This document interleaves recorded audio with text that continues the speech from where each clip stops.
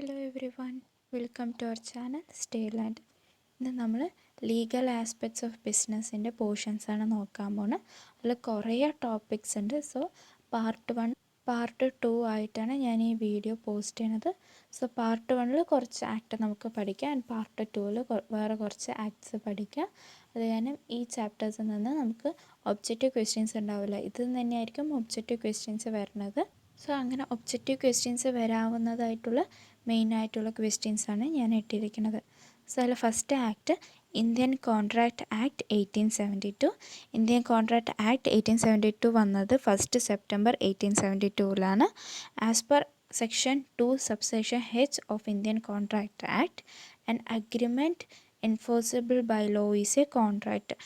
Contract എന്ന് പറയുന്നത് ഒരു അഗ്രിമെൻറ്റ്, ലോ കൊണ്ട് നമുക്കത് എൻഫോഴ്സിബിൾ ആണ്, ലോ പ്രകാരം അത് ചെയ്യാൻ പറ്റണതാണ് എന്ന് പറയുന്ന അഗ്രിമെൻറ്റിനെയാണ് നമ്മൾ കോൺട്രാക്റ്റ് എന്ന് പറയുന്നത്. ദാറ്റ് ഈസ് ഒരു കോൺട്രാക്റ്റ് എന്ന് പറയുമ്പോൾ അഗ്രിമെൻറ്റും എൻഫോഴ്സിബിലിറ്റി ബൈ ലോ ഉണ്ടെങ്കിൽ മാത്രമേ അതിന് നമ്മൾ കോൺട്രാക്റ്റ് എന്ന് പറയുള്ളൂ.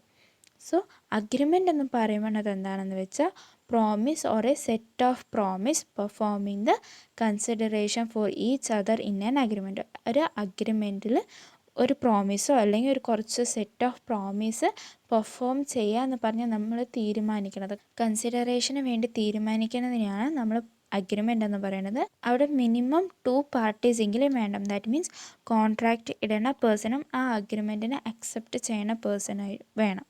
ദെൻ എൻഫോഴ്സിബിലിറ്റി ബൈ ലോ എന്ന് പറയുന്നത് that the agreement must be give rise to a legal obligation. Legal പ്രകാരം നോക്കുമ്പോൾ അത് വാലിഡ് ആയിരിക്കണം, എന്നാൽ മാത്രമേ അതിനെ നമ്മൾ എൻഫോഴ്സിബിൾ ബൈ ലോ എന്ന് പറയുള്ളൂ. സോ കോൺട്രാക്റ്റ് എന്ന് പറയുന്നത് എന്താണ്? അഗ്രിമെൻറ്റ് ഉണ്ടാവണം ആൻഡ് എൻഫോഴ്സിബിലിറ്റി ബൈ ലോ ആയിരിക്കണം, എന്നാൽ മാത്രമേ നമ്മളതിനെ കോൺട്രാക്റ്റ് എന്ന് പറയാൻ പറ്റുള്ളൂ. ഇനി അടുത്ത കോൺട്രാക്റ്റിലുള്ള ടോപ്പിക്കാണ് നേച്ചർ ഓഫ് കോൺട്രാക്റ്റ്.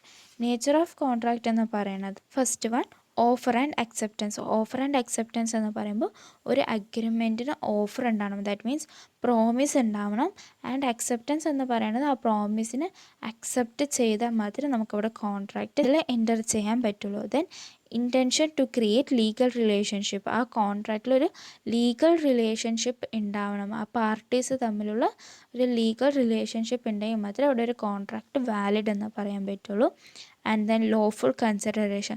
കോൺട്രാക്റ്റിനുള്ള കൺസിഡറേഷനും ലോഫുൾ ആയിരിക്കണം. Capacity of parties. കോൺട്രാക്റ്റിൽ എൻ്റർ ചെയ്യുന്ന പാർട്ടീസ് കപ്പാസിറ്റി ഉള്ളവരായിരിക്കും, ദാറ്റ് ഈസ് മേജർ അല്ലെങ്കിൽ ഒരു ഗുഡ് പേഴ്സൺ ആയിരിക്കണം, എന്നാൽ മാത്രമേ ആ കോൺട്രാക്റ്റിൽ എൻ്റർ ചെയ്യാൻ പറ്റുള്ളൂ. Then free consent. Free consent എന്ന് പറയുന്നത് എല്ലാവരും ഒരേപോലെ സമ്മതിച്ചുള്ള ഒരു കോൺട്രാക്റ്റ് ആയിരിക്കണം. And the sixth one is lawful object. Lawful object എന്ന് പറയുന്നത് ആ കോൺട്രാക്റ്റിൽ എൻ്റർ ചെയ്യുമ്പോൾ അതിൻ്റെ സബ്ജക്റ്റ് മാറ്റർ ലോഫുൾ ആയിരിക്കണം. Then certainty of meaning. Certainty of meaning എന്ന് പറയുന്നത് ഐഡൻറ്റിറ്റി ഓഫ് മൈൻഡ്സ് ആണ്. ദാറ്റ് മീൻസ് ഒരു പേഴ്സൺ എൻ്റർ ചെയ്യുമ്പോൾ ആ കാര്യത്തിനെക്കുറിച്ച് ക്ലിയർ ആയിട്ട് അറിഞ്ഞ് മനസ്സിലായിരിക്കണം. ഓരോ പേഴ്സണും ആ കോൺട്രാക്റ്റിൽ എത്ര പേഴ്സൺസ് ഉണ്ടോ അവർക്ക് എല്ലാവർക്കും ഒരേപോലെ മനസ്സിലായിരിക്കണം, എന്താണ് കാര്യമെന്ന് ക്ലിയർ ആയിട്ട് ഒരേപോലെ കൺസെപ്റ്റ് കിട്ടിയാൽ മാത്രമേ ഒരു കോൺട്രാക്റ്റ് വാലിഡ് ആവുള്ളൂ. And the last one is possibility of performance. ആ കോൺട്രാക്റ്റ് പെർഫോം ചെയ്യാൻ പോസിബിൾ ആയിരിക്കണം. എക്സാമ്പിൾ, ഒരു സ്റ്റാർസിനെ കൗണ്ട് ചെയ്യാൻ പറഞ്ഞാൽ അത് എന്താണ്? പോസിബിൾ അല്ല, അത് ഒരിക്കലും ആരെക്കൊണ്ടും പോസിബിൾ അല്ല. സോ അത് നമുക്കൊരു വാലിഡ് കോൺട്രാക്റ്റ് ആണെന്ന് പറയാൻ പറ്റില്ല, അവിടെ എൻഫോഴ്സിബിലിറ്റി ബൈ ലോ ഉണ്ടാവില്ല. സോ ഒരു കോൺട്രാക്റ്റിൽ എൻ്റർ ചെയ്യുമ്പോൾ അവിടെ പോസിബിലിറ്റി ഓഫ് പെർഫോമൻസ് നോക്കിയിട്ടുണ്ടാവണം. ഇതാണ് നേച്ചർ ഓഫ് കോൺട്രാക്റ്റിൽ പറയുന്നത്. എന്തൊക്കെയാണ്? Offer and acceptance, intention to create legal relationship, lawful consideration, capacity of parties, free consent, lawful object, certainty of meaning and possibility of performance. Then the next topic is classification of contract. Contract നമുക്ക് കുറേ ടൈപ്സിലുണ്ട്. So first one is valid contract. Valid contract എന്ന് പറയുന്നത് അവിടെ ഒരു അഗ്രിമെൻറ്റും ഉണ്ടാവണം and enforceable by law ആയിരിക്കണം, എന്നാൽ മാത്രമേ അതിനെ നമ്മൾ വാലിഡ് കോൺട്രാക്റ്റ് എന്ന് പറയുന്നത്. ദെൻ വോയിഡ് അഗ്രിമെൻ്റ് എന്ന് പറയുന്നത് വോയിഡ് ആബ് ഇനീഷ്യോ. ഇനീഷ്യലിൽ തന്നെ ആ കോൺട്രാക്റ്റിൽ എൻ്റർ ചെയ്യുന്ന മുന്നേ തന്നെ അത് വോയിഡ് ആണ്, വാലിഡ് അല്ല, എൻഫോഴ്സിബിൾ ബൈ ലോ അല്ല, അതിനെയാണ് നമ്മൾ വോയിഡ് അഗ്രിമെൻ്റ് എന്ന് പറയുന്നത്. ദാറ്റ് മീൻസ് അഗ്രിമെൻറ്റ് ഇടുമ്പോൾ തന്നെ അതെന്താണ്? വാലിഡ് അല്ലാണ്ടിരിക്കണത്. ദെൻ വോയിഡ് കോൺട്രാക്റ്റ് എന്ന് പറയുന്നത് അഗ്രിമെൻ്റ് സമയത്ത് വാലിഡ് ആയിരിക്കാം, പക്ഷെ കോൺട്രാക്റ്റ് പെർഫോം ചെയ്യുന്ന സമയത്ത് വാലിഡ് ആയിരിക്കില്ല. അതിനാണ് നമ്മൾ വോയിഡ് കോൺട്രാക്റ്റ് എന്ന് പറയണത്. ദെൻ വോയിഡബിൾ കോൺട്രാക്റ്റ് എന്ന് പറയുമ്പോൾ ഒരു പേഴ്സൻ്റെ കൺസെപ്റ്റിൽ അത് വോയിഡ് കോൺട്രാക്റ്റും ആൻഡ് നെക്സ്റ്റ് പേഴ്സൻ്റെ കൺസെപ്റ്റിൽ അത് വാലിഡ് കോൺട്രാക്റ്റ് ആയിരിക്കും. അതാണ് വോയിഡബിൾ കോൺട്രാക്റ്റ് എന്ന് പറയുന്നത്. That is the combination of both valid and void contract. And the next type is unenforceable contract എന്ന് പറയുമ്പോൾ ലീഗലി അത് എൻഫോഴ്സ് ചെയ്യാൻ പറ്റില്ല. ഓറൽ അഗ്രിമെൻ്റ് പ്രകാരം വന്ന കോൺട്രാക്റ്റൊക്കെ അൺഎൻഫോഴ്സിബിൾ കോൺട്രാക്റ്റ് ആണ്. അവിടെ നമുക്ക് ലീഗലി പ്രൂഫ് ഒന്നും ഇല്ല. And the next is illegal contract എന്ന് പറയുമ്പോൾ നമുക്കറിയാം ഇല്ലീഗൽ ആക്ടിവിറ്റീസിന് വേണ്ടിയുള്ള കോൺട്രാക്റ്റാണ് ഇല്ലീഗൽ കോൺട്രാക്റ്റ്. അത് ഒരിക്കലും ലോയിൽ അക്സെപ്റ്റ് ചെയ്യാൻ പറ്റാത്തതാണ്. ആൻഡ് എക്സ്പ്രസ് കോൺട്രാക്റ്റ് എന്ന് പറയുന്നത് ടേംസ് ഒക്കെ എക്സ്പ്രസ് ചെയ്തിട്ടുണ്ടാകും, ദാറ്റ് ഈസ് സ്പെസിഫൈ ചെയ്തിട്ടുണ്ടാകും. ആ കോൺട്രാക്റ്റിലുള്ള എല്ലാ കാര്യങ്ങളും സ്പെസിഫൈ ചെയ്തിട്ടുള്ള കോൺട്രാക്റ്റാണ് expressed contract. And then implied contract എന്ന് പറയുന്നത് അവിടെ എക്സ്പ്രസ് ചെയ്തിട്ടുണ്ടാവില്ല, പക്ഷെ അത് ആ കാര്യം കൊണ്ട് നമുക്കത് മനസ്സിലാവും അതൊരു കോൺട്രാക്റ്റാണ്. ഫോർ എക്സാമ്പിൾ, ഒരു പേഴ്സൺ ബസ്സിൽ കയറി ടിക്കറ്റ് എടുത്തതും ആ സ്റ്റോപ്പ് വന്നതും അദ്ദേഹം ആ ബസ്സിൽ നിന്ന് ഇറങ്ങി. ഇതൊരു ടൈപ്പ് ഓഫ് കോൺട്രാക്റ്റ് ആണ്, പക്ഷെ അവിടെ നമ്മൾ കോൺട്രാക്റ്റ് എന്ന് സ്പെസിഫൈ ചെയ്യണില്ല, പക്ഷെ നമ്മൾ ടിക്കറ്റ് എടുത്ത് ആ സ്റ്റോപ്പ് എത്തിയതും നമ്മൾ അവിടെ ഇറങ്ങണം. അതൊരു ടൈപ്പ് ഓഫ് കോൺട്രാക്റ്റ് ആണ്. ആ പാസഞ്ചറും ആൻഡ് ദ ബസ് കണ്ടക്ടറോ ഡ്രൈവർ തമ്മിലുള്ളൊരു കോൺട്രാക്റ്റ് പോലെയാണ്. ആൻഡ് ദെൻ കോസി കോൺട്രാക്റ്റ് എന്ന് പറയുന്നത് ഒരു ഇൻറ്റൻഷൻ ഇല്ലാണ്ട് പെട്ടെന്ന് നമ്മൾ കോൺട്രാക്റ്റിൽ ഏർപ്പെടുന്നതാണ് quasi contract. If a person lost his dog, ഒരാൾ സ്വന്തം ഡോഗിനെ നഷ്ടപ്പെട്ടു വെച്ച് നമ്മളൊരു പേപ്പറിൽ അഡ്വർടൈസ്മെൻ്റ് ഒക്കെ ചെയ്യും. ഇങ്ങനെ ഈ ഡോഗിനെ കണ്ടുപിടിച്ച് തരുന്നവർക്ക് എത്ര റിവാർഡ് ഉണ്ടാവും ഈ നമ്പറിൽ അറിയിക്കണം. സോ അവിടെ ഒരു കോൺട്രാക്റ്റ് വന്നു. ആ പേഴ്സൺ, ഡോഗിൻ്റെ ഓണറും ആൻഡ് പബ്ലിക്കും തമ്മിൽ അവിടെ ഒരു കോൺട്രാക്റ്റ് വന്നു. ആ കോൺട്രാക്റ്റ് പെർഫോം ചെയ്ത് കഴിഞ്ഞ് വെച്ചാൽ അവർക്ക് വേണ്ട റിവാർഡ് കിട്ടുകയാണെങ്കിൽ കിട്ടും, ആൻഡ് സം ഗ്രാറ്റിറ്റ്യൂഡ്സ് കിട്ടായിരിക്കും. സോ ഇങ്ങനെയുള്ള കോൺട്രാക്റ്റിനെയാണ് അവിടെ കോസി കോൺട്രാക്റ്റ് എന്ന് പറയണത്. സോ ക്ലാസിഫിക്കേഷൻ ഓഫ് കോൺട്രാക്റ്റ് മനസ്സിലായല്ലേ? Valid contract, void agreement, void contract, voidable contract, unenforceable contract, illegal contract, expressed contract, implied contract and quasi contract. Then കോൺട്രാക്റ്റിൽ പറയുന്ന മെയിൻ 3 ടോപ്പിക്സ് ആണ് ഓഫർ എന്ന് പറയുന്നത് എന്താണ്? An expression of willingness to do or abstain from doing anything. എന്തെങ്കിലും ഒന്ന് ചെയ്യാനുള്ള വില്ലിങ്നെസ്സോ അല്ലെങ്കിൽ അത് ചെയ്യേണ്ട എന്ന് പറഞ്ഞ് നമ്മൾ ഒബ്സ്റ്റെയിൻ ചെയ്യണതിനെയാണ് ഓഫർ എന്ന് പറയുന്നത്. ദെൻ അക്സെപ്റ്റൻസ് എന്ന് പറയുന്നത് ഈ ഓഫറിന് നമ്മൾ കൊടുക്കുന്ന സമ്മതമാണ് അക്സെപ്റ്റൻസ് എന്ന് പറയുന്നത്. ദെൻ കൺസിഡറേഷൻ എന്ന് പറയുന്നത് സംതിങ് ഇൻ റിട്ടേൺ. എന്തെങ്കിലും ഒരു പാർട്ടിക്ക് നമ്മൾ എന്തെങ്കിലും പെർഫോം ചെയ്ത് കൊടുത്തു വെച്ചാൽ നമുക്ക് റിട്ടേൺ ആയിട്ട് എന്തെങ്കിലും ക്യാഷോ റിവാർഡോ കിട്ടും. അതിനെയാണ് നമ്മൾ കൺസിഡറേഷൻ എന്ന് പറയുന്നത്. ഇതിനെ ലോ ടേമിൽ ക്വിഡ് പ്രോ കോ എന്ന് പറയും. And the next topic is capacity of parties. ആർക്കൊക്കെ കോൺട്രാക്റ്റിൽ എൻറ്റർ ചെയ്യാൻ പറ്റും? താഴെ പറഞ്ഞിരിക്കുന്ന 3 പേര് ഒഴിച്ച് ബാക്കി എല്ലാവർക്കും കോൺട്രാക്റ്റിൽ എൻറ്റർ ചെയ്യാൻ പറ്റും. That means a minor, person with unsound mind, person disqualified by law. ഇവർ 3 പേർക്കും കോൺട്രാക്റ്റിൽ എൻറ്റർ ചെയ്യാൻ പറ്റില്ല. മൈനർ എന്ന് പറയുമ്പോൾ നമുക്കറിയാം ഏജ് 18 എത്താത്തവരാണ്. Then person with unsound mind എന്ന് പറയുന്നത് ലുണറ്റിക്, ഡ്രങ്കൺ, ഇഡിയറ്റ് അങ്ങനെയുള്ളവർ. And person disqualified by law എന്ന് പറയുന്നത് alien enemies, foreign citizens, then sovereigns, insolvent ആയിട്ടുള്ള പേഴ്സൺസ്, കമ്പനീസ്, കോർപ്പറേഷൻസ്, ഇവരൊക്കെയാണ് കോൺട്രാക്റ്റിൽ എൻറ്റർ ചെയ്യാൻ വേണ്ടി ലോ ഡിസ്ക്വാളിഫൈ ചെയ്ത് വെച്ച പേഴ്സൺസ്. സോ ഈ 3 parties, that is minor, person with unsound mind, person disqualified by law, ഇവർ 3 പേരെ ഒഴിച്ച് ബാക്കിയുള്ള എല്ലാ പാർട്ടീസിനും കോൺട്രാക്റ്റിൽ എൻറ്റർ ചെയ്യാൻ പറ്റും. And the next topic is free consent എന്ന് പറയുന്നത് agree upon the same thing in the same manner. ഒരേപോലെ അഗ്രിമെൻറ്റിനെ കുറിച്ച് അഗ്രി ചെയ്യണതിനാണ്, ഒരേപോലെ മനസ്സിലാക്കുന്നതിനാണ് നമ്മൾ ഫ്രീ കൺസെൻറ്റ് എന്ന് പറയുന്നത്. So first one coercion section 15 discuss ചെയ്യണത്. That is threatening. സെൽഫായിട്ട് നമ്മൾ ത്രെട്ടൺ ചെയ്യും. ഇങ്ങനെ ചെയ്തില്ലെങ്കിൽ ഞാൻ സ്വയമായിട്ട് ഇങ്ങനെ ചെയ്യും എന്ന് പറഞ്ഞ് നമ്മളൊരു പേഴ്സണെ ത്രെട്ടൺ ചെയ്ത് ഒരു അഗ്രിമെൻറ്റിൽ, ഒരു കോൺട്രാക്റ്റിൽ എൻറ്റർ ചെയ്യാൻ പറയുകയാണെങ്കിൽ അതിനെയാണ് കോവേഷൻ എന്ന് പറയുന്നത്, that is blackmailing someone. And undue influence എന്ന് പറയുന്നത് നമ്മളൊരു ഡൊമിനൻ്റ് പാർട്ടി നമ്മളെ ഇൻഫ്ലുവൻസ് ചെയ്യും. ദാറ്റ് മീൻസ് നമ്മുടെ മേലെ ഒരാളെ അധികാരപ്പെടുത്തുന്നതിനാണ് നമ്മൾ അൺഡ്യൂ ഇൻഫ്ലുവൻസ് എന്ന് പറയണത്. അദ്ദേഹത്തിൻ്റെ പൊസിഷൻ വെച്ച് നമ്മളെ ഇൻഫ്ലുവൻസ് ചെയ്യും. That deals in the section 16. And fraud എന്ന് പറയുന്നത് സെക്ഷൻ 17 ഡീൽ ചെയ്യണത്. Intention or wilful representation of fact. ഒരു ഫാക്റ്റിനെ കുറിച്ച് നമ്മൾ വേണമെന്ന് പറഞ്ഞ് അതിനെ തെറ്റായിട്ട് കാണിക്കുന്നതിനെയാണ് ഫ്രോഡ് എന്ന് പറയുന്നത്. ഫോൾസ് റെപ്രസെൻറ്റേഷനാണ് ഫ്രോഡ്.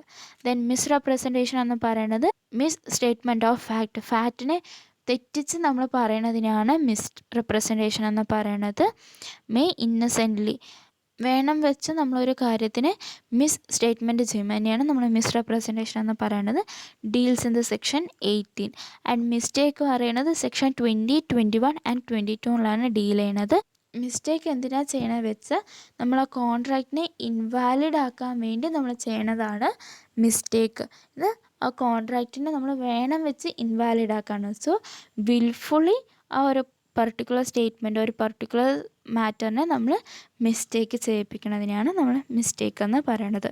സോ ഒരു കോൺട്രാക്റ്റിൻ്റെ ഫ്രീ കൺസെൻറ്റ് എന്ന് പറയുന്നത് എന്തൊക്കെയാണ്? Coercion, undue influence, fraud, misrepresentation and mistake. And the next topic is mode of discharge of contract. ഒരു കോൺട്രാക്റ്റ് ഡിസ്ചാർജ് ചെയ്യണം മോഡ്സ്, ക്യാൻസൽ ആവണ മോഡ്സ് എങ്ങനെയാണെന്ന് വെച്ചാൽ ബൈ പെർഫോമൻസ്. പെർഫോമൻസ് എന്ന് പറയുമ്പോൾ ആ പെർട്ടിക്കുലർ പെർഫോമൻസ്, കോൺട്രാക്റ്റിൽ എൻ്റർ ചെയ്ത പെർഫോമൻസ് കഴിഞ്ഞ് വെച്ച് ആ കോൺട്രാക്റ്റ് ഡിസ്ചാർജ് ആവും. ബൈ അഗ്രിമെൻറ്റ്, അഗ്രിമെൻറ്റിൽ പറഞ്ഞ പോലെ എല്ലാം കഴിഞ്ഞു വെച്ചാൽ ഡിസ്ചാർജ് ചെയ്യാം. By lapse of time, contract enter ചെയ്ത പീരിയഡ് ഓഫ് ടൈം കഴിഞ്ഞു വെച്ചാൽ, ആ കോൺട്രാക്റ്റിൽ ഓൾറെഡി സ്പെസിഫൈ ചെയ്ത പീരിയഡ് കഴിഞ്ഞു വെച്ചാൽ ആ കോൺട്രാക്റ്റ് നമുക്ക് ഡിസ്ചാർജ് ചെയ്യാൻ പറ്റും. ദെൻ ഓപ്പറേഷൻ ഓഫ് ലോ അനുസരിച്ച് നമുക്ക് ഡിസ്ചാർജ് ചെയ്യേണ്ടി വരും. And fifth one is impossibility of performance. ആ പെർഫോമൻസ് കോൺട്രാക്റ്റിൽ എൻ്റർ ചെയ്ത ഡ്യൂട്ടി നമുക്ക് പെർഫോം ചെയ്യാൻ പറ്റാണ്ട് വരുന്നതിനാണ് ഇമ്പോസിബിലിറ്റി ഓഫ് പെർഫോമൻസ്. കോൺട്രാക്റ്റിൽ എൻ്റർ ചെയ്യുമ്പോൾ അതിന് വാലിഡ് ആയിരിക്കാം, ദെൻ ഫ്യൂച്ചറിൽ ആ കോൺട്രാക്റ്റ് പെർഫോം ചെയ്യുന്ന സമയം നോക്കി അത് ഇൻവാലിഡ് ആയിട്ടുണ്ടാകും, ദാറ്റ് മീൻസ് വോയിഡ് ആയിട്ടുണ്ടാകും. അങ്ങനെ വരുന്നതാണ് ഇമ്പോസിബിലിറ്റി ഓഫ് പെർഫോമൻസ് എന്ന് പറയുന്നത്. And the sixth one is by breach of contract. കോൺട്രാക്റ്റിൻ്റെ ബ്രീച്ച് ചെയ്യണം, that is breaking of obligation without sufficient reason. ഒരു റീസൺ ഇല്ലാണ്ട് നമ്മൾ ആ കോൺട്രാക്റ്റിനെ ബ്രേക്ക് ചെയ്യണതും കോൺട്രാക്റ്റിനെ ഡിസ്ചാർജ് ചെയ്യാൻ വയ്ക്കും. സോ ഒരു കോൺട്രാക്റ്റ് എങ്ങനെയൊക്കെ ഡിസ്ചാർജ് ചെയ്യും? By performance, by agreement, by lapse of time, by operation of law, by impossibility of performance and by breach of contract. ഇനി അടുത്തതല്ല വരുന്ന ടോപ്പിക്കാണ് contract of indemnity. Contract of indemnity എന്ന് പറയുന്നത് ഒരു കണ്ടീജൻറ്റ് കോൺട്രാക്റ്റാണ്. ഇത് ഡിഫൈൻ ചെയ്യുന്നത് സെക്ഷൻ 124 ആണ്. കോൺട്രാക്റ്റ് ഓഫ് ഇൻഡെംനിറ്റി എന്ന് പറയുന്നത് a contract by which one party promises to save the other from the loss caused to him by the conduct of promiser himself or by the conduct of any other person. ഈ കോൺട്രാക്റ്റിൽ ഏർപ്പെട്ട ആൾ കാരണമോ അല്ല വേറെ ഏതെങ്കിലും ഒരു person കാരണമോ loss വന്നിട്ടുണ്ടെങ്കിൽ ആ ലോസിനെ recover ചെയ്യുക എന്ന് പറഞ്ഞ് വേറെ ഒരു പാർട്ടി പ്രോമിസ് ചെയ്യും. അങ്ങനെയുള്ള കോൺട്രാക്റ്റിനെയാണ് നമ്മൾ കോൺട്രാക്റ്റ് ഓഫ് ഇൻഡെംനിറ്റി എന്ന് പറയുന്നത്. ഇവിടെ 2 പാർട്ടീസ് ഉണ്ടാവും, ഇൻഡെംനിഫയർ ആൻഡ് ഇൻഡെംനിഫൈഡ്. ഇൻഡെംനിഫയർ എന്ന് പറയുന്നത് the person promises to make the good the loss. ആരാണോ ആ ലോസ് മാറ്റിത്തരാം എന്ന് പറയണത് ആ പേഴ്സണെയാണ് നമ്മൾ ഇൻഡെംനിഫയർ എന്ന് പറയുന്നത്. ഇൻഡെംനിഫൈഡ് എന്ന് പറയുന്നത് the person whose loss is to be made good. ആരിൻ്റെയാണോ ലോസ് സംഭവിച്ചത് ആ പേഴ്സണെയാണ് നമ്മൾ ഇൻഡെംനിഫൈഡ് എന്ന് പറയണത്. ഇത് എക്സാമ്പിൾ ഇൻഷുറൻസ് കോൺട്രാക്റ്റാണ്. ഇൻഷുറൻസ് കോൺട്രാക്റ്റിൽ ഇൻഡെംനിഫയർ എന്ന് പറയുന്നത് ഇൻഷുറൻസ് കമ്പനി ആയിരിക്കും, ആൻഡ് ഇൻഡെംനിഫൈഡ് എന്ന് പറയുന്നത് ആ ഇൻഷുറൻസ് എടുത്ത പേഴ്സൺ ആയിരിക്കും. ദാറ്റ് മീൻസ് സബ്ജക്റ്റ് പ്രോപ്പർട്ടിയിൽ എന്തെങ്കിലും ലോസ് വന്നു വെച്ചാൽ അത് ലോസ് റിക്കവർ ചെയ്ത് തരാം എന്ന് പറഞ്ഞ് ഇൻഷുറൻസ് കമ്പനി പ്രോമിസ് ചെയ്യും. അതിനെയാണ് നമ്മൾ കോൺട്രാക്റ്റ് ഓഫ് ഇൻഡെംനിറ്റി എന്ന് പറയുന്നത്. Then contract of guarantee. Contract of guarantee എന്ന് പറയുന്നത് ഒരു സ്പെഷ്യൽ ടൈപ്പ് ഓഫ് കോൺട്രാക്റ്റ് ആണ്. As per section 126, a contract of guarantee is a contract to perform the promise or discharge the liability of a third person in case of his default. ഏതെങ്കിലും ഒരു amount pay ചെയ്യുക എന്ന് പറഞ്ഞ് പേ ചെയ്യാണ്ട് default വരുത്തിയിട്ടുണ്ടെങ്കിൽ ആ amount മറ്റൊരു party പേ ചെയ്യുക എന്ന് പറഞ്ഞ് പ്രോമിസ് ചെയ്യണതിനാണ് ഇവിടെ കോൺട്രാക്റ്റ് ഓഫ് ഗ്യാരണ്ടി എന്ന് പറയുന്നത്. ഫോർ എക്സാമ്പിൾ, എ എന്നൊരു പേഴ്സൺ ബി എന്നൊരു പേഴ്സണിന് 5,000 ലോൺ കൊടുത്തു. അപ്പോൾ അവിടെ സി എന്നൊരു പേഴ്സൺ വരും. ബി എന് 5,000 തിരിച്ച് പേ ചെയ്തില്ലെങ്കിൽ ഞാൻ സി എന്നൊരു പേഴ്സൺ എന് ആ എമൗണ്ട് തിരിച്ച് തരാമെന്ന് പറഞ്ഞ് സി ഷുവറിറ്റി കൊടുക്കും. അതിനെയാണ് നമ്മൾ കോൺട്രാക്റ്റ് ഓഫ് ഗ്യാരണ്ടി എന്ന് പറയുന്നത്. ഇവിടെ 3 പേഴ്സൺസ് ഉണ്ടാവും: ക്രെഡിറ്റർ, പ്രിൻസിപ്പൽ, ഡെറ്റർ, പൈസ കൊടുത്ത ആളും പൈസ കടം മേടിച്ച ആളും, ആൻഡ് ഈ ഷുവറിറ്റി സി എന്നൊരു പറയുന്ന പേഴ്സൺ, ദാറ്റ് ഈസ് ഷുവറിറ്റി തരണത്. അവർ തന്നില്ലെങ്കിൽ ഞാൻ പൈസ തരാം എന്ന് പറഞ്ഞ് ഷുവറിറ്റി കൊടുക്കുന്ന പേഴ്സണാണ് 3 parties in the contract of guarantee. And the next topic is Sale of Goods Act. Sale of Goods Act 1930 വന്നത്, 1st July. And according to the section 4 of Sales of Goods Act 1930, a contract of sale of good is contract whereby the seller's transfer agrees to transfer the property in goods to the buyer for a price. ബയറിന് ഒരു particular പ്രൈസിന് ഒരു property transfer ചെയ്യാമെന്ന് പറഞ്ഞ് agri ചെയ്യണതിനെയാണ്, ആ ഒരു കോൺട്രാക്റ്റിനെയാണ് നമ്മൾ sale of goods act എന്ന് പറയണത്. That means sale of goods എന്ന് പറയണത്. ദെൻ ഈ സെയിൽ ഓഫ് ഗുഡ്സ് ആക്ടിൽ മെയിനായിട്ട് വരുന്ന 2 ടോപ്പിക്സ് ആണ് കണ്ടീഷൻ ആൻഡ് വാറൻറ്റി. കണ്ടീഷൻ എന്ന് പറയുന്നത് is a stipulation essential to the main purpose of the contract, the breach of which gives rise to the right to treat the contract as repudiated. എന്തെങ്കിലും ഒരു condition ബ്രീച്ചായി വെച്ച, ആ കോൺട്രാക്റ്റിൽ പറയുന്ന എന്തെങ്കിലും ഒരു condition ബ്രീച്ചായി വെച്ച് അവിടെ ആ കോൺട്രാക്റ്റിനെ ക്യാൻസൽ ചെയ്യുക എന്ന് പറയുന്ന ഒരു അഗ്രിമെൻ്റാണ്. ക്യാൻസൽ ചെയ്യുക എന്നുള്ള റൈറ്റിനെയാണ് നമ്മളവിടെ കണ്ടീഷൻ എന്ന് പറയണത്. ദെൻ വാറൻറ്റി എന്ന് പറയുന്നത് it is a stipulation collateral to the main purpose of the contract. ഒരു മെയിൻ കോൺട്രാക്റ്റിൻ്റെ ഒരു സ്റ്റിപ്പുലേഷനാണ് ഈ വാറൻറ്റി എന്ന് പറയുന്നത്. The breach of which gives rise to a claim for damages but not to right to reject the goods. എന്തെങ്കിലും ഒരു loss, ഒരു ഡാമേജ് സംഭവിച്ചാൽ അവിടെ നമുക്ക് ക്ലെയിം കിട്ടും. എന്തിന്? ആ ഡാമേജ് റിപ്പയർ ചെയ്ത് തരാനുള്ള ക്ലെയിം കിട്ടും. പക്ഷേ ആ ഗുഡ്സ് റിജക്റ്റ് ചെയ്യാനുള്ള ക്ലെയിമില്ല. പക്ഷെ കണ്ടീഷനിൽ നമുക്ക് ആ റിജക്റ്റ് ചെയ്യാൻ പറ്റും, ആ കോൺട്രാക്റ്റിനെ ക്യാൻസൽ ചെയ്യാൻ പറ്റും. പക്ഷെ വാറൻറ്റിയിൽ നമുക്ക് ക്യാൻസൽ ചെയ്യാൻ പറ്റില്ല. നമുക്ക് അവർ ഡാമേജിന് റിപ്പയർ ചെയ്ത് തരും. അതിനെയാണ് വാറൻറ്റി എന്ന് പറയുന്നത്. സോ കണ്ടീഷനും വാറൻറ്റിയും തമ്മിൽ കൺസെപ്റ്റ് ക്ലിയർ ആയില്ലേ? ഇനി അടുത്തൊരു ആക്റ്റാണ് information technology act, IT act എന്ന് പറയും.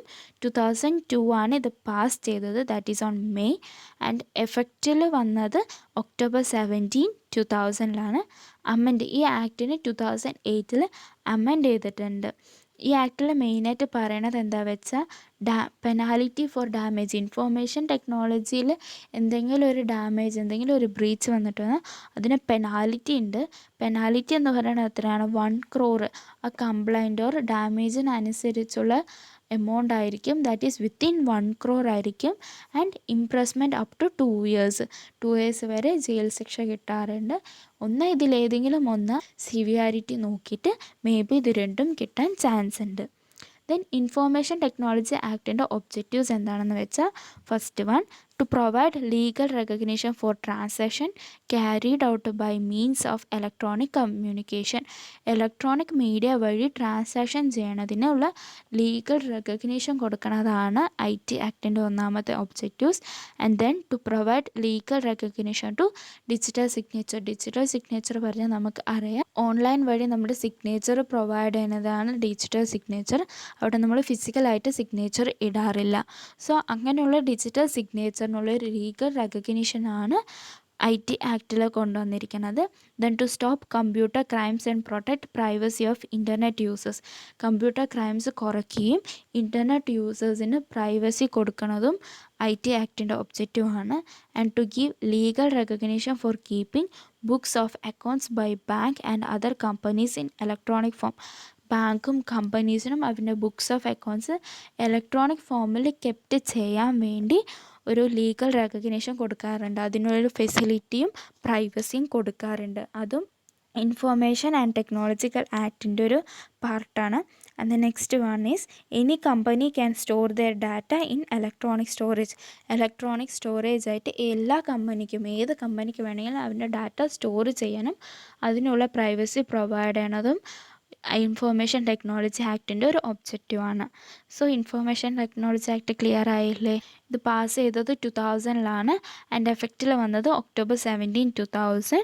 ഇതിൻ്റെ ഒബ്ജക്റ്റീവ്സ് എന്ന് പറയുന്നത് കമ്പ്യൂട്ടർ ക്രൈം കുറയ്ക്കുക, പിന്നെ പ്രൈവസി പ്രൊവൈഡ് ചെയ്യുക, ട്രാൻസാക്ഷൻ ഇലക്ട്രോണിക് കമ്മ്യൂണിക്കേഷൻ ട്രാൻസാക്ഷന് ലീഗൽ റെക്കഗ്നീഷൻ കൊടുക്കുക, ഡിജിറ്റൽ സിഗ്നേച്ചറിന് ലീഗൽ റെക്കഗ്നീഷൻ കൊടുക്കുക, ബുക്സ് ഓഫ് അക്കൗണ്ട്സ് ഒക്കെ കീപ്പ് ചെയ്യാൻ, അത് സ്റ്റോർ ചെയ്യാനും ഇലക്ട്രോണിക് ഫോമായിട്ട് വെക്കാൻ ഉള്ളൊരു പ്രൊവിഷൻ കൊടുക്കുക ആൻഡ് അതിൻ്റെ പ്രൈവസി നോക്കുക. സോ ഇതാണ് ഇൻഫോർമേഷൻ ടെക്നോളജി ആക്റ്റിൽ പറയണത്. ഇനിയുള്ള അടുത്ത ആക്റ്റാണ് റൈറ്റ് ടു ഇൻഫോർമേഷൻ ആക്ട് 2005. ഇത് വന്നത് 15th June 2005 പക്ഷേ കമൻസ് സ്റ്റാർട്ട് ചെയ്തത് 12th October 2005. Right to information act എന്ന് പറയുന്നതിലുള്ള അതോറിറ്റീസിനെ നമ്മൾ ക്വാസി ജുഡീഷ്യൽ അതോറിറ്റീസ് എന്ന് പറയും. Rules and procedures regarding citizens right to information. ഒരു സിറ്റിസൻസിൻ്റെ ഇൻഫോർമേഷൻ അറിയാനുള്ള റൈറ്റിൻ്റെ റൂൾസ് ആൻഡ് പ്രൊസീജിയേഴ്സാണ് റൈറ്റ് ടു ഇൻഫോർമേഷൻ ആക്റ്റിൽ പറഞ്ഞിട്ടുള്ളത്. ഒരു തേർഡ് പാർട്ടി ഇൻഫോർമേഷൻ ഇവിടെ നമുക്ക് റെസ്ട്രിക്ഷൻസ് ഉണ്ട്. ഒരു പേഴ്സണ് എന്ത് ഇൻഫോർമേഷൻ വേണമെങ്കിലും ചോദിച്ച് അറിഞ്ഞ് മനസ്സിലാക്കാനുള്ള റൈറ്റ് ഉണ്ട്. പക്ഷെ തേർഡ് പാർട്ടീൻ്റെ ഒരു ഇൻഫോർമേഷൻ ഗ്യാദർ ചെയ്യാൻ ഇവിടെ റൈറ്റ് ഇല്ല. അതാണ് റൈറ്റ് ടു ഇൻഫോർമേഷൻ ആക്റ്റിൽ പറയണത്. ദെൻ ഇതിൻ്റെ ഒബ്ജക്റ്റീവ്സ് എന്ന് പറയുന്നത് first one, to bring transparency and accountability in the working of every public authority. ഓരോ പബ്ലിക് അതോറിറ്റീൻ്റെ വർക്കിങ്ങിൽ ട്രാൻസ്പെറൻസിയും എഫിഷ്യൻസി കൊണ്ടുവരാൻ വേണ്ടിയാണ്, ദാറ്റ് ഈസ് അക്കൗണ്ടബിലിറ്റി കൊണ്ടുവരാൻ വേണ്ടിയാണ്. And the next one is to consolidate the fundamental right in the Indian constitute freedom of speech. Freedom of സ്പീച്ചിൽ പറഞ്ഞ ഫണ്ടമെൻ്റൽ റൈറ്റ്സ് ഡെവലപ്പ് ചെയ്യാൻ വേണ്ടിയാണ് റൈറ്റ് ടു ഇൻഫോർമേഷൻ ആക്ട് വന്നത്. And the next one is to promote A citizen centric approach to development and to increase the efficiency of public welfare schemes run by the government. Government run ചെയ്യണ public welfare സ്കീംസിന് ഡെവലപ്മെൻറ്റിന് വേണ്ടിയും അത് എല്ലാവർക്കും അറിയാൻ വേണ്ടിയുള്ളൊരു initiative പോലെയാണ് right to information act വന്നത്. So right to information act എന്താണെന്ന് എല്ലാവർക്കും ക്ലിയർ ആയെന്ന് വിചാരിക്കുന്നു. And the next one is competition act 2002. ഇത് പാർലമെൻറ്റ് ഓഫ് ഇന്ത്യയാണ് കൊണ്ടുവന്നത്. MRTP monopoly restricted trade practice act 1969 replace ചെയ്താണ് കോമ്പറ്റീഷൻ ആക്ട് 2002 വന്നത്. പക്ഷെ ഇത് കമൻസ് ചെയ്തത് 31st March 2003 ആൻഡ് അമെൻഡ് ചെയ്തത് 2007 ചെയ്തിട്ടുണ്ട്, 2009 ചെയ്തിട്ടുണ്ട് and applicable to the whole of India. ഈ കോമ്പറ്റീഷൻ ആക്ടിൽ എന്താ പറയണത് വെച്ചാൽ അതിൻ്റെ ഒബ്ജക്റ്റീവ്സ് എന്താണെന്ന് വെച്ചാൽ to implement and enforce competition policy and to protect the interest of consumers. Competition ഒരു ഫെയർ കോമ്പറ്റീഷൻ ആയിരിക്കണം ആൻഡ് അത് ഇൻട്രസ്റ്റ് ഓഫ് കൺസ്യൂമേഴ്സിൻ്റെ ഇൻട്രസ്റ്റിന് അനുസരിച്ചായിരിക്കണം ആൻഡ് അവരിനെ അഫക്റ്റ് ചെയ്യാൻ പാടില്ല, നെഗറ്റീവായിട്ട് അഫക്റ്റ് ചെയ്യാൻ പാടില്ല എന്നാണ് കോമ്പറ്റീഷൻ ആക്ടിൽ പറയണത്. And the next objective is to prevent and punish anti competitive business practices by firm. ഒരു ഫേമിൻ്റെ ആൻറ്റി കോമ്പറ്റീറ്റീവ് ബിസിനസ് പ്രാക്ടീസസിനെ പ്രിവെൻറ്റ് ചെയ്യാനും പണിഷ് ചെയ്യാൻ വേണ്ടിയാണ് കോമ്പറ്റീഷൻ ആക്ട് വന്നത്. Next objective to provide and sustain competition in trade industry. Trade ഇൻഡസ്ട്രിയിൽ competition promote ചെയ്യാനും അതൊരു ഹെൽത്തി കോമ്പറ്റീഷൻ ആയിരിക്കണം എന്നൊരു ഒബ്ജക്റ്റീവിന് വേണ്ടിയാണ് വന്നത്. And the next is to ensure freedom of trade carried on by the participants in the market of India. ഇന്ത്യയിലുള്ള പാർട്ടിസിപ്പൻസിൻ്റെ തമ്മിലുള്ള ഒരു ഫ്രീഡം ഓഫ് ട്രേഡ് കൊണ്ടുവരാൻ വേണ്ടിയാണ് കോമ്പറ്റീഷൻ ആക്ട് വന്നത്. And the last objective is to protect the international free and fair trade competition. International ട്രേഡും free ആയിട്ട് fair ആയിട്ട് കൊണ്ടുപോകണം, അതും കൂടിയാണ് കോമ്പറ്റീഷൻ ആക്ടിൻ്റെ ഒരു ഒബ്ജക്റ്റീവ്. സോ കോമ്പറ്റീഷൻ ആക്ട് വന്ന് MRTP ആക്ടിനെ റീപ്ലേസ് ചെയ്താണ് വന്നത്. കോമ്പറ്റീഷൻ ആക്ട് 2002 എന്നാണ് അറിയപ്പെടുക. ആൻഡ് എൻ്റെ ഒബ്ജക്റ്റീവ്സ് എന്ന് പറയുന്നത് free and fair trade competition, interest of കൺസ്യൂമേഴ്സിനെ പ്രൊട്ടക്റ്റ് ചെയ്യാൻ, ആൻറ്റി കോമ്പറ്റീറ്റീവ് ബിസിനസ് പ്രാക്ടീസസ് ഒക്കെ പ്രിവെൻറ്റ് ചെയ്യാനും പണിഷ് ചെയ്യാനും, ഫ്രീഡം ഓഫ് ട്രേഡ് കൊണ്ടുവരാൻ, ഇങ്ങനെയുള്ള ഒബ്ജക്റ്റീവ്സാണ് എന്തിനുള്ളത്, കോമ്പറ്റീഷൻ ആക്ടിന് ഉള്ളത്. സോ നമ്മൾ പാർട്ട് 1 ഇന്ത്യൻ കോൺട്രാക്റ്റ് ആക്ട് നോക്കി, contract of indemnity, contract of guarantee നോക്കി, സെയിൽ ഓഫ് ഗുഡ്സ് ആക്ട് നോക്കി, and then information and technology act നോക്കിക്കഴിഞ്ഞു. Right to information act and competition act discuss ചെയ്തു. ആൻഡ് ഇതിൻ്റെ second പാർട്ടിൽ GST കുറിച്ച് നോക്കാം. Negotiable instruments act എന്താണെന്ന് നോക്കുക. Companies act, intellectual property right and limited liability partnership act. ഈ 5 ആക്ടിനെ കുറിച്ച് നമുക്കിന്ന് നെക്സ്റ്റ് പാർട്ടിൽ നോക്കാം. സോ ഈ ക്ലാസ് എല്ലാവർക്കും ക്ലിയർ ആയെന്ന് വിചാരിക്കുന്നു. ഇഷ്ടപ്പെട്ടു വെച്ചാൽ ലൈക്ക് ചെയ്യുക, ഷെയർ ചെയ്യുക ആൻഡ് മറക്കാണ്ട് സബ്സ്ക്രൈബ് ചെയ്യുക. Thank you.